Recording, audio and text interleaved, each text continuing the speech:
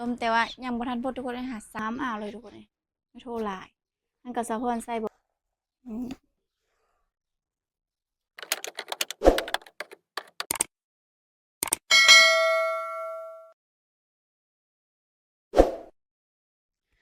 กราบทักทายสบายดี FC ทุกคนเด้อแล้วก็สวัสดี FC ฝั่งไทยนะทุกคนมื้อนี้สะพอนสิมาเฮ็ดคลิปเฮ็ดเมนูห่อข้าวต้มทุกคนเอ้ยซึ่งว่าประเพณีของฮีตผู้ไทยนะทุกคนเดินสามเอาไม้สามคำเราต้องขึ้นไปโจกข้าวอยู่แล้วนะทุกคนเนาะเราก็เลยมาเกมห่อข้าวต้มก่อนนะทุกคนอันนี้ก็คือข้าวแล้วทุกคนนี่อันนี้คือข้าวข้าวสารนี่นะทุกคนเนาะแล้วกับป่นกับข้าวเฮาตำข้าวกล้ำทุกคนแล้วบ้านเฮาไปต้มมันสุกแล้วมันก็สิกล้ำหมดเลยเนาะทุกคนเนาะวันนี้อันนี้ก็คือหน่วยโททุกคนสะพรสิใส่เฮาเดียวเลยเด้อตักใส่แบบนี้เลยทุกคนป่นแล้วก็เฮาก็สิได้ทำการห่อนะทุกคนเฮาก็มาเกมห่อนั่นแหละทุกคนเลยห่อข้าวต้มนั่นแหละเพราะว่าสิได้เฮ็ดประเพณีเนาะเฮ็ดผู้ไทยเฮาก็ได้จกข้าวเดือนสามนะทุกคน แต่ว่าทางอื่นก็เฮ็ดคือกันบ่เนาะทุกคนเนาะอยู่ลาวนี่ก็เกือบหมดประเทศเกือบหมดประเทศเลยเด้อทุกคนอยู่ลาวเกือบหมดบ้านเนาะทุกคนเนาะเขาเจ้าเอ็ดนะแต่ว่าทางอื่นน่ะก็เพราะว่ามื้อนี้น่ะซึ่งมื้อนี้นะฮอกก็เกมไว้เนาะทุกคนแต่ว่ามื้ออื่นน่ะเป็นมื้อเดือนสามเอาไม้สามคำลาวนะเนาะทุกคนเนาะนี่สะพอนขออนุญาตเอามือให้ทุกคนสิซาวกับใส่ในมักโถแบบนี้เลยเด้อทุกคนบัดเอาห่อแล้วมันก็สิพอดีเข้ากันเลยเนาะ อืมเฮาก็ห่อหลายๆนี่เนาะทุกคน แล้วก็เฮ็ดผู้ไทยเฮาก็ลงมาแต่จกข้าวแล้วก็พากันกินข้าวเอ็ดข้าวหวานนะเวลากันเนาะทุกคนเนาะเอ็ดข้าวหวานจกข้าวเดือนสามเด้นี่ข้าวเฮาก็งามนะทุกคนเนาะ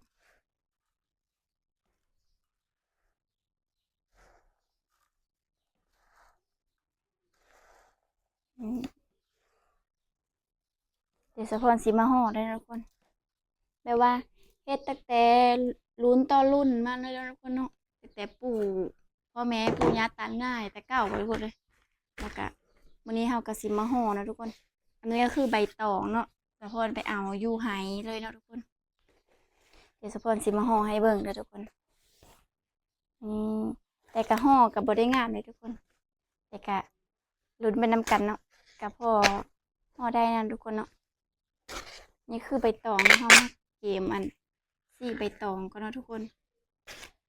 เดี๋ยวสะพอนสิห่อให้เบิ่งอันนี้ก็คือ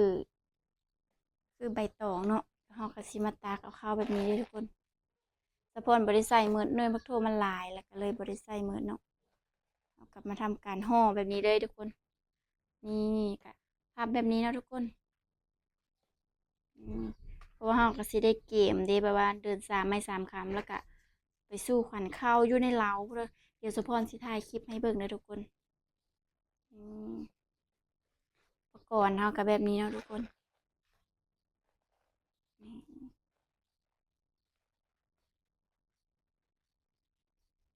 เอาห่อแล้วก็เราก็สิไปแช่น้ำแล้วก็สิได้ต้มนะทุกคนเนาะเขาเอิ้นว่าข้าวต้มเด้อทุกคนอันนี้ก็คือโต๊ะประมาณนี้เนาะทุกคน สะพรกะเห็นนำอีเมนั่นแหละแต่ว่ามื้อนี้อีเมเราบ่ได้อยู่เนาะเราไปศูนย์สะพรก็เลยรับหน้าที่ห่อข้าวต้มมื้อนี้ทุกคนตอนนี้ก็ประมาณบ่ายๆแล้วทุกคนเอ้ยตอนเช้านี่พัดสะพรบ่ว่างก็เลยบ่ได้ห่อเนาะแล้วก็ห่อตอนบ่ายแล้วก็มื้อแลงแล้วก็เฮาก็สิได้ต้มเนาะทุกคนสุกแล้วก็มื้ออื่นเช้าก็ตื่นตั้งแต่4โมงเช้าพู้นแหละทุกคนเอ้ยเอามาเฮ็ดข้าวหวานเนาะ แล้วก็มีมะพร้าวอหย่างใส่เนาะทุกคนใส่น้ำอ้อยใส่หยังเดี๋ยวสะพรสิถ่ายให้เบิ่งเลยทุกคนประมาณนี้เนาะทุกคนเดี๋ยวสะพรสิถ่ายให้ FC ทุกคนเบิ่งเด้อ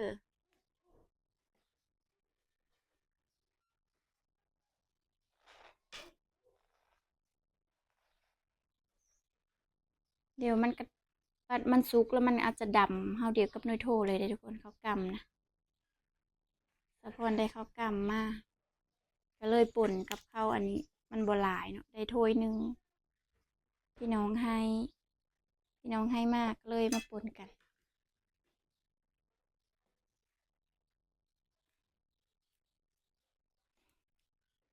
ประมาณนี้เนาะทุกคนแต่บ่ได้งามเนาะทุกคนก็ประมาณนี้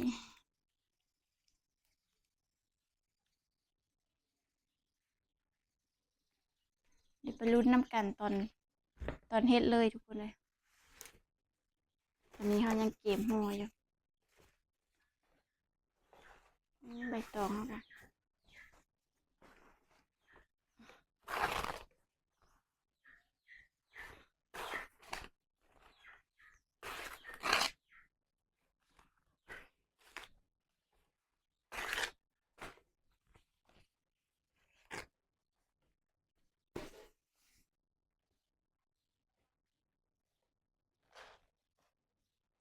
ใส่แบบนี้เลยไม่โทรห้ามอ่าวเลยทุกคนเลยไม่โทรหลายมันก็สะพอนใส่บ่เบิดห่อแล้วก็เฮาต้มสุกแล้วกินแต่ซื้อกระแซบเลยทุกคนเลยสะพอนน้ำมากข้าวต้มเฮากินแบบว่าเฮาแกะกินข้าวต้มสุกแล้วก็แบบว่ายังบ่ได้ใส่น้ำตาลเฮามะพร้าวอีหยังก็แซ่บ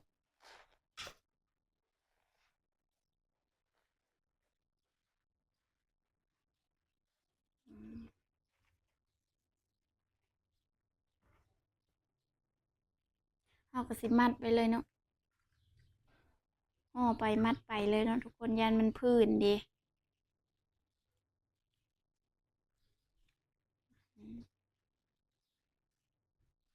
มื้ออื่นก็ได้เกมตื่นแต่เช้าเช้า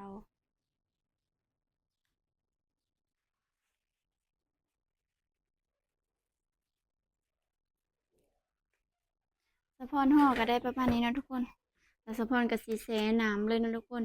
แต่ว่าเฮามาเข้าได้เปิดตอกเลยทุกคนเพราะว่าถ้าเฮาเอาไปต้มแล้วค่ะมันนานสุกนะทุกคนแช่ให้มันให้มันในแล้วเฮาไปต้มมันจะสุกไวเด้อทุกคน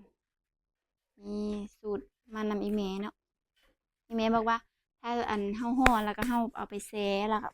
แล้วมันก็สิสุกไวนะเนาะทุกคนแต่ถ้าว่าห่อแล้วเฮาไปต้มเลยแล้วก็มันก็นานสุกดังไฟเสื้อมันก็นานสุกนะเนาะทุกคนเนาะสะพอนก็เลยสิแช่ใส่กระซ้ำแล้วก็พอดีเฮาห่อแล้วก็เพื่อมันไหนเนาะทุกคนแล้วก็ประมาณชั่วโมงนึงเนาะแล้วก็สะพอนก็สิเอาไปต้มเนาะไปต้มให้มันสุกแล้วก็เอามาเสด็จน้ำไว้มื้ออื่นแล้วก็สิได้ทำการเฮ็ดเลยเนาะทุกคนอืม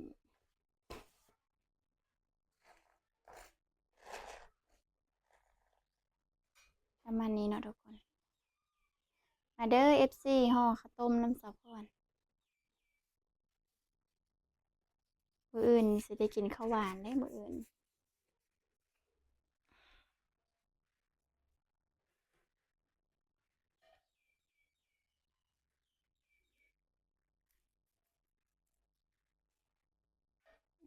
ทุกคนประมาณนี้เนาะ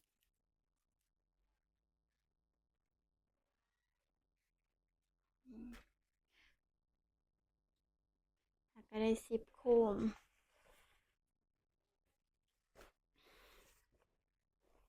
เปิดตองเฮาก็สิพออยู่บ่เนาะข้าวเต็มกระซ้ำกระโตกเปิดตองน้อยเดียวหนึงคิดว่าสิเฮ็ดเอาน้อยเดียวแต่ว่าเฮาก็เลยห่อไว้กินเนี่ยเนาะทุกคนแบบว่าเฮาเฮ็ดบ่เบิดดอกข้าวหวานกินแล้วลาก็แซ่บเด้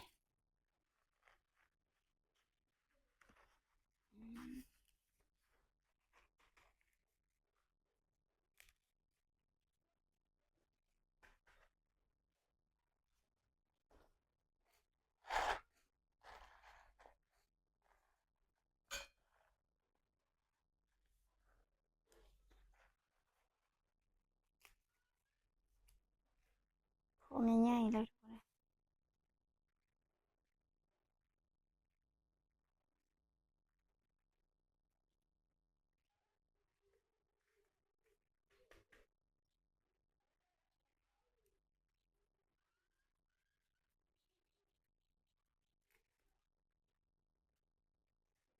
อืมแล้วเนาะซำนี้เนาะทุกคนมันก็ บ่ได้ยากแล้วก็บ่ได้ง่ายเนาะทุกคนเนาะคนที่เป็นก็บ่ได้ยากทุกคนเลยสะพรเห็นตั้งปิดโอ้ยเฮ็ดจังใดก็บ่ได้เฮาไปเฮามาแล้วก็เป็นเองเนาะทุกคนมันก็สบาย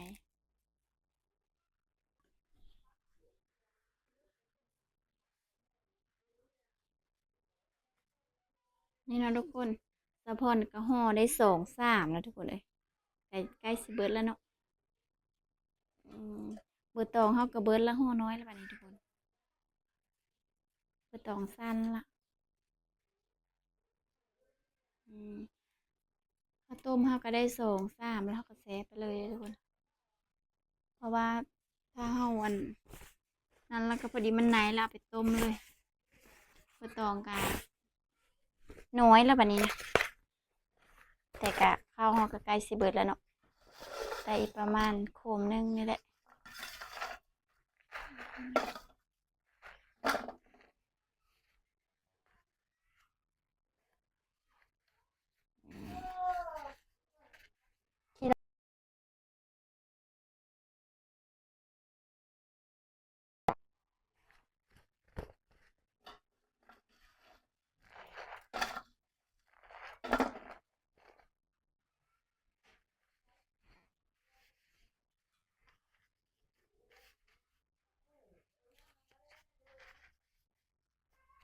เดี๋ยวก่อนมันแบบนี้เลยเดี๋ยวสะพรสิเอาไปต้มเลยทุกคนเนาะไปต้มอยู่หลุมที่ล้างไปเลยทุกคนเพราะว่าเฮาสินึ่งข้าวอยู่เฮิรนแล้วก็สิต้มอยู่ที่ล้าง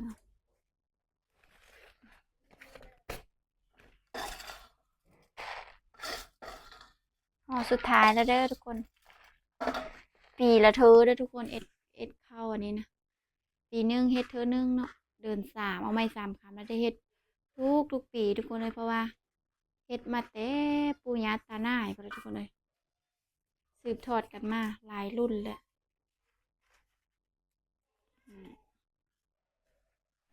มื้ออื่นเป็นมื้อสู่ขวัญข้าวหรือว่าจกข้าวเดือน3เนาะทุกคนอยู่ลาวแหละ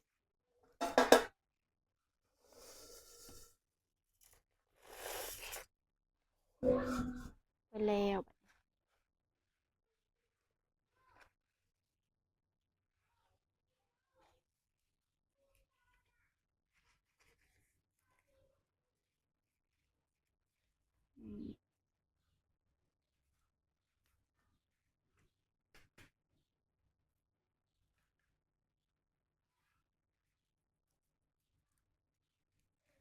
สำเร็จเนาะบัดนี้เนาะทุกคนเนาะ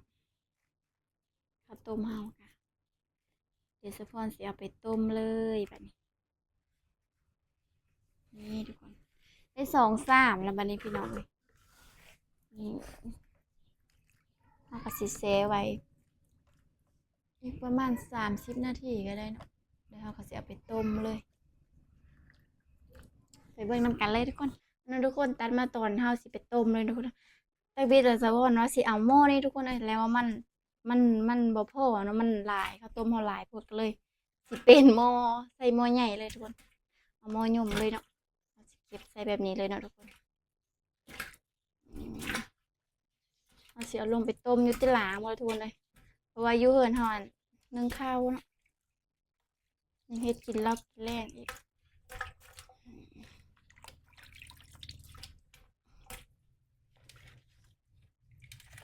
นี่ข้าวต้มเฮาก็กินใหญ่ๆเลยนะทุกคน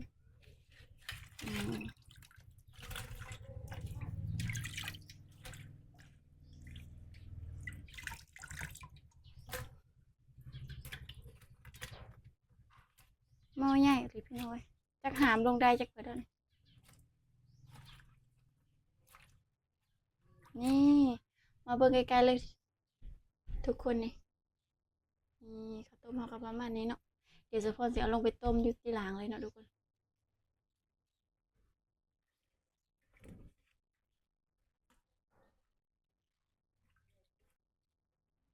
อันนั้นทุกคนตอนนี้ค่ะสะพรก็ได้ต้มมาแล้วทุกคนหม้อข้าวต้มสะพรก็อยู่ประมาณนี้เนาะข้าว ต้มแต่ว่ายังบ่ทันพดทุกคนเลยหาสักกะค้างกินนี่เนาะก่อนนี่ก็คือเฮาก็คอยดังไฟซะนะทุกคนเนาะดังไฟใส่อีกประมาณครึ่งชั่วโมงบ่ได้ทุกคนมันจังสุกนะเดี๋ยวรอลุ้นไปนํกันเลยนะทุกคนเดี๋ยวสะพอนถ้ามันสุกเลยสะพอนสิถ่ายให้เบิ่งอีกเทื่อเนาะทุกคนเนาะสิกินให้เบิ่งเลยสิแกะให้เบิ่งเลยทุกคนว่ามันเป็นจังไดเนาะนี่ประมาณนี้เนาะทุกคนตอนนี้ก็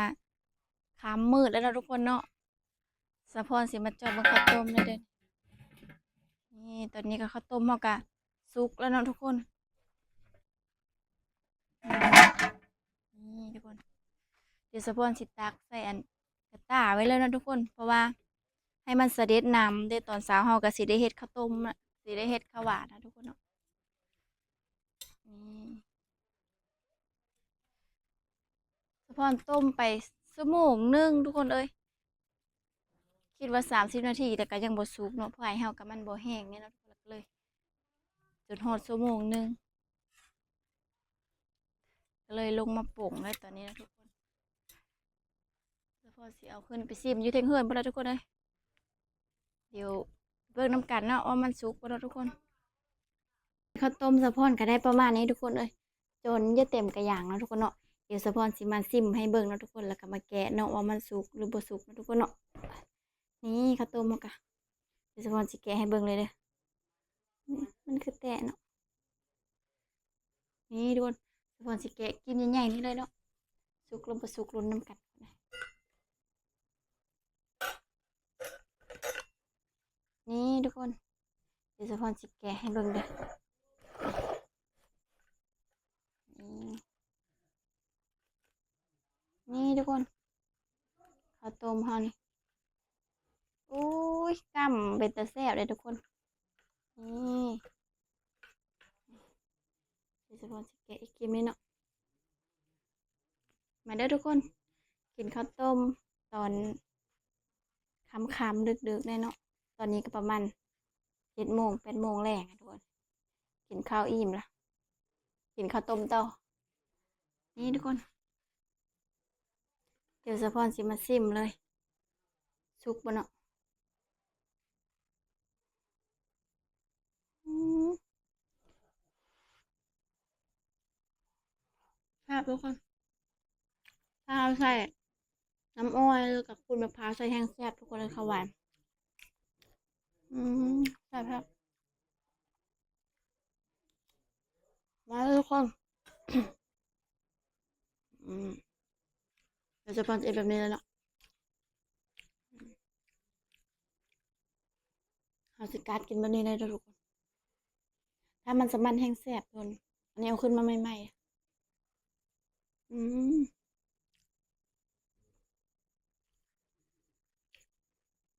แซ่บแซ่บสุดยอด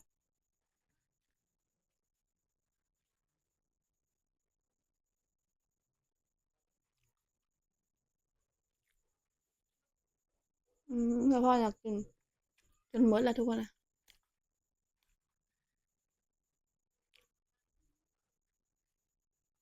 อืม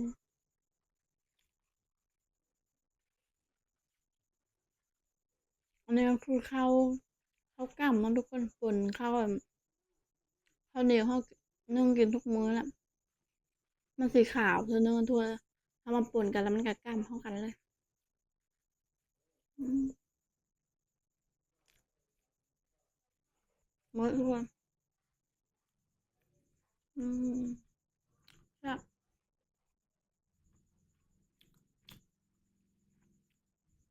อืมเกมที่สองทุกคนสะพอนอิ่มแล้วนะทุกคนเดี๋ยวมื้ออื่นเดี๋ยวสะพอนสิถ่าย MP2นะทุกคนเนาะตอนเอาเฮ็ดแล้วก็ขึ้นเป็นสู่ขวัญข้าวอยู่แล้วนะทุกคนแล้วกันมาจกข้าวแล้วทุกคนเลยเดี๋ยวสะพอนสิตื่นมื้ออื่นนะประมาณ4 โมงเช้านะทุกคนตี 4เนาะเพิ่มมาการ์ดเกมอีหยังนั้นทุกคนเนาะเพราะว่าหั่นไก่หั่นกบเพราะว่าตอนเช้าแล้วก็ประมาณ5 โมงเช้าทุกคนจะพื้นจะพาแล้วก็ไปจกอยู่ในอันเล้าเลยนะทุกคนนะไปสู่ขวัญข้าวเลยเนาะเดี๋ยวสะพอนสิต่อ MP2นะทุกคน MP1ตอนนี้ก็คือสะพอนสิได้ปิดคลิปแล้วเด้อทุกคนขอบใจทุกคนเด้อที่ติดตามรับชมแต่ต้นจนจบนะทุกคน ฝากทุกคนกดไลค์กดแชร์กดติดตามเพื่อสปอร์ตในเด้อเพื่อเป็นกำลังใจในการเฮ็ดคลิปทุกคนคลิปนี้ก็บ๊ายบาย